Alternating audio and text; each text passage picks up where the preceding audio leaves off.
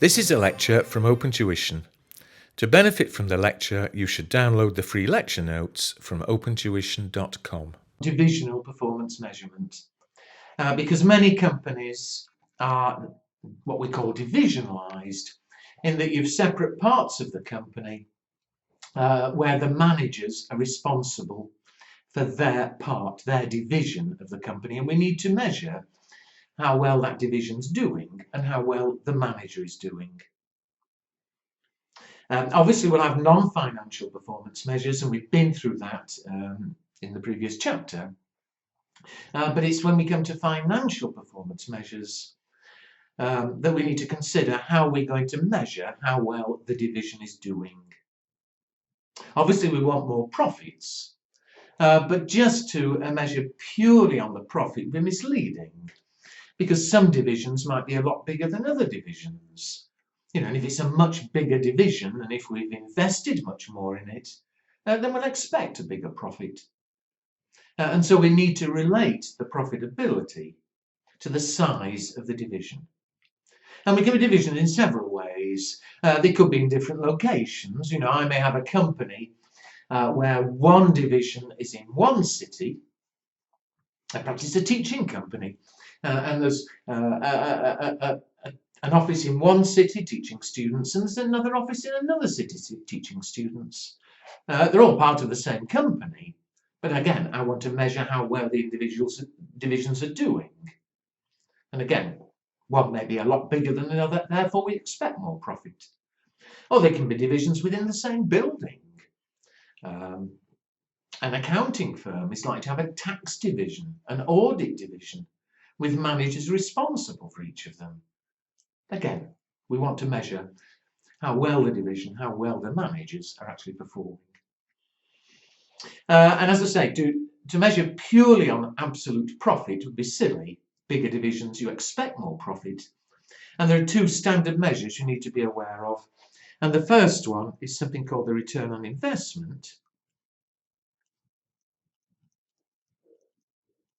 or ROI, for fairly obvious reasons. And this, actually, I think is the more obvious of the two measures we're going to look at. What we do is, when we come to measure performance, we get them to produce a set of financial statements. And as you can see under paragraph 2, the return on investment is defined as being the profit from the division as a percentage of the net assets, the amount invested in the division. And so a very easy one. Look at example 1.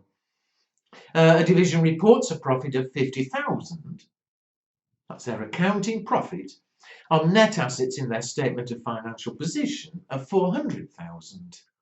And it says calculate the return on investment. And so what's it going to be? The return on investment, the profit is 50,000. The net assets, 400,000.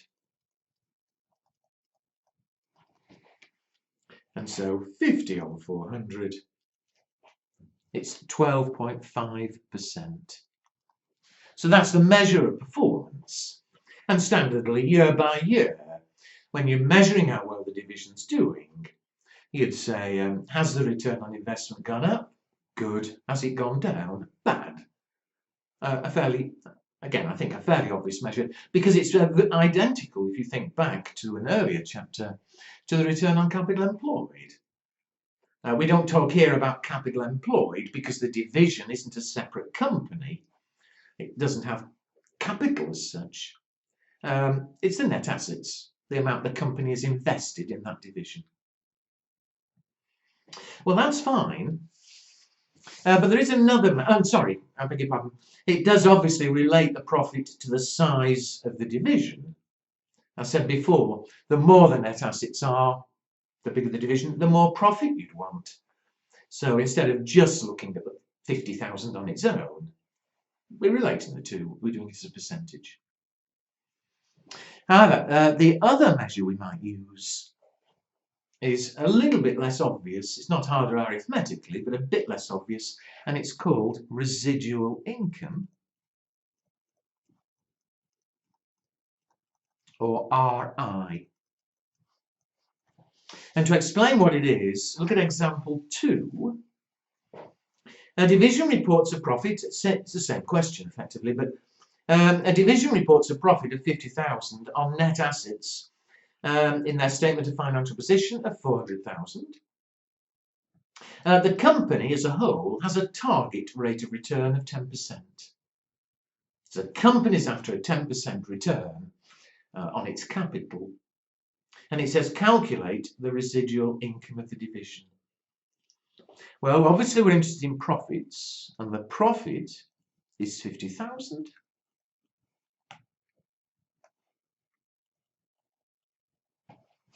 We've got the division to produce a profit statement, and the profit's 50. However, again, although we want obviously more profit, we need to relate it to the size of the division. And the way we relate it on this approach is we subtract what we call notional interest. I'll come back and explain the word in a minute. Notional interest at the target rate of return, which here is 10%, on the net assets in their effectively statement of financial position. So they've got net assets of 400,000. And so when we come to measure performance, again, we take the profit for the year, 50,000.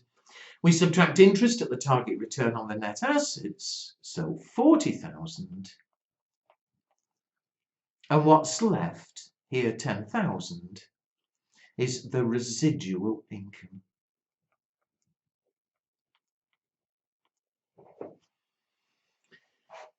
And so it is relating the profit to the size of the business because, again, we want more profit, but this notional interest is calculated on the size of the net assets, the size of the division. And so I think fairly obviously here, in order to get a positive residual income, we need the profits from the business to be at least 40,000 for it to be, if you like, worthwhile. And what we measure them on is the residual income. If that goes up, they're doing well. If that goes down, they're doing badly. And so get more profit, great, residual income goes up. But if we needed more investment to get more profit, this interest goes up. And so it's making sure that, again, we are relating the two together. Notional interest, the word notional means pretend. I don't know if you can read that, but it means pretend interest. What I'm getting at is we don't actually sort of invoice the division with this interest amount. It doesn't appear in the books of account at all. It's simply when we come to measure the performance at the end of the year, if you like, on a piece of paper, we do this arithmetic and calculate this residual income. So it's pretend interest. So there are the two approaches. Return on investment, just like return on capital employed, and the higher it is, the better. Residual income, they're measured on the profits less this notional interest. Now, paragraph 4, sorry, that's just the workings, so obviously make sure you can do the workings. But paragraph 4 says advantages and limitations of the two, why prefer one, why prefer the other. Return on investment is a much more common approach, partly because its managers are more familiar with it.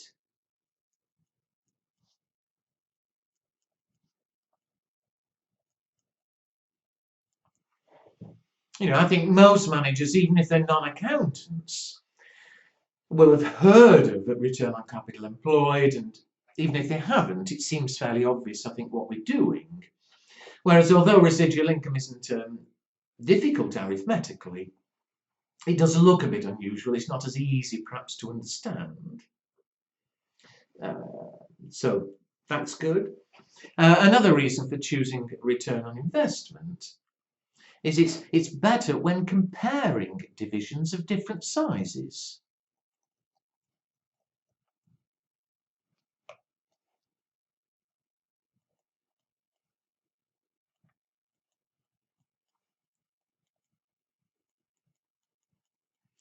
But, I said earlier, the reason we need to relate the profit to the size of the division is because you'd expect a bigger division to have a bigger profit if they're doing as well. Well, with return on investment, fine. Suppose I had another division. So let me quickly make up some figures. Another division that had net assets of £1 million, and they had a profit of, let's say, 150,000. Then, of course, in percentage terms, the return on investment is 15%. We can compare the two. It would be no good just saying that other division, the red one, has bigger profit, it's better. That would be stupid. But in percentage terms, fine, they are doing better. But you see, when it comes to residual income, all right, the profit may be, 150,000. Okay, they'll be charging this notional interest, 10% of, was it £1 million? £1 million? 100,000. A profit of 50,000, a residual income of 50,000, hugely bigger. But that on its own doesn't mean they're doing better. You'd expect it to be hugely bigger anyway, because it's a bigger division. So return on investment is better from that respect. As far as residual income is concerned, though, the one beauty of this is it does enable the company to give a precise target.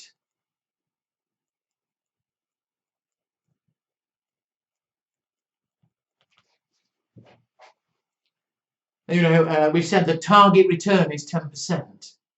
That's the return the company wants. Whereas return on investment, we don't set a target in the same way. We say the job of the division, the job of the manager, is to improve the return on investment each year. Maybe some divisions are already doing terribly well. Maybe some divisions are doing very badly. Their job is to improve it. But there's no direct target otherwise. But the residual income, if the company wants 10%, well, it does rather force the division to make sure that they are getting at least 10%, because they're going to be charged 10%. Finally, just one extra thing, which isn't actually in the notes, but just to be safe, although it's something that's much more relevant when you come to F5. If you're measuring the manager,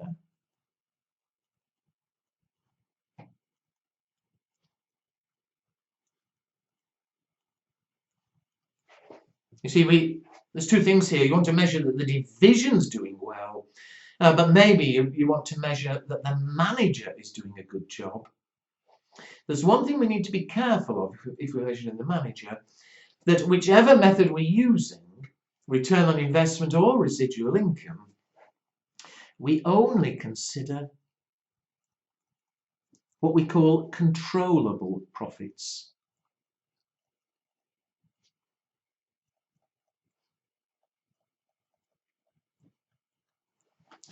And by controllable, I mean controlled by the manager.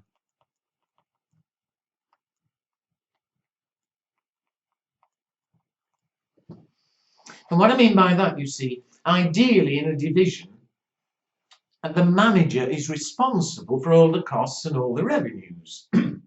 It's their job to run it as though it's their own little company. However, there might be cases when I can't let them have control over everything. For instance, it's come time to review wages. And I've decided that we can't have one division giving pay rises of 10% and another division only giving pay rises of 2%. I might say it's vital, that we treat all our staff similarly.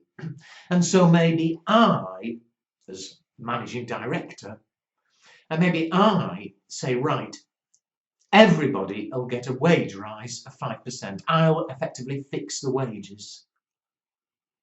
And if I'm fixing the wages, it's not fair that the manager should suffer if I say that, there'll be a big pay rise and it means less profit. It's not the manager's fault. And so if it's the manager we're measuring, we'll take the profit, but we'll take out of it anything that the manager doesn't control. For that purpose, we'd work out what the profit would be, excluding wages. Because again, wages wasn't the fault of the manager. So that's what I mean, and it's less relevant for F2, it's much more of a paper F5 thing. But just in case, if the division we're measuring, it's just the final profits. If it's the manager we're measuring, then it's the profit that they control. Sales less the expenses that they control. Okay, so there we are.